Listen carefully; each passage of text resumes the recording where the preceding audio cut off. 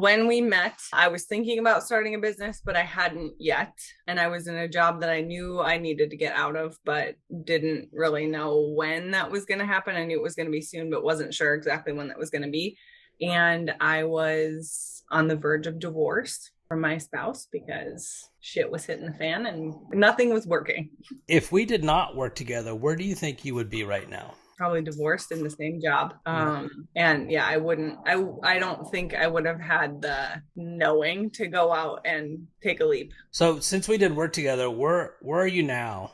Since we did the MER and the coaching together, what has that enabled you to do? I started my own company. I moved halfway across the country. My marriage is stronger than it has ever been. And I am growing every month. So if you saw your old self or someone that is in your old shoes, what would you tell them and why?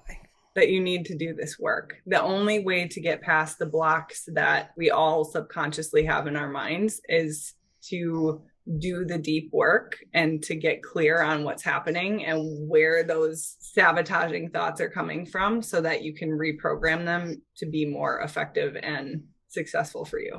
Was there a specific pain point you were experiencing when we met? I was just feeling lost in a lot of things. I knew what I wanted, but I wasn't sure how to get there. And I didn't have the clarity that I do now. Tell me what was working in your life and what was kind of what wasn't working. Well, I was pretty successful in the career that I was in. That was working okay. My relationships, for the most part, were getting better because I was in counsel, like therapy and things like that. But it was hard, and I knew that it didn't have to be hard. So I wanted it to be easy.